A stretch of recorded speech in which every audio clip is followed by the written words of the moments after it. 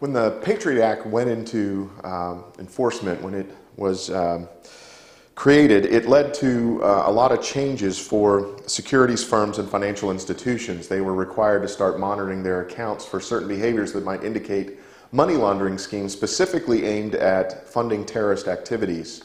Among those types of activities that they had to start monitoring for, I have several listed on the board behind me. So the Patriot Act, when it came into force, required those overseeing accounts to monitor those accounts for these activities, as they might be an indication of money laundering taking place. So the type of behaviors they had to monitor their accounts for included the sudden wiring activity of wiring money suddenly and rapidly and not in any sort of normal scheme of things. So the sudden wiring of money was something that they were to flag and notice.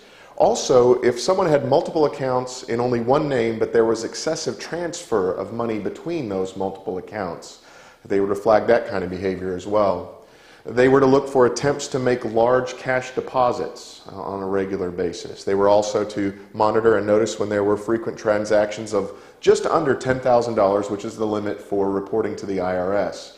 If there were many different deposits, all just under $10,000, they would flag that activity as perhaps money laundering schemes.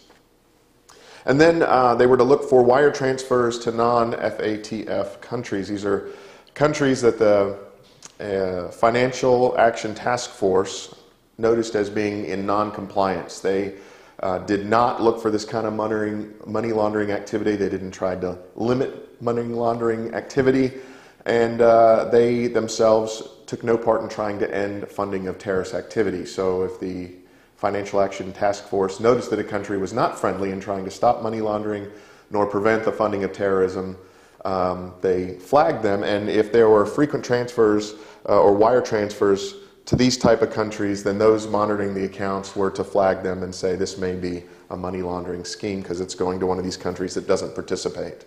They were to also notice if there were transfer deposits into non-business accounts for no reason. So someone has a business account, they have a non-business account, or perhaps multiple non-business accounts, and money was constantly going from the business account into the non-business account with no real discernible reason for why it should be transferred into those non-business accounts.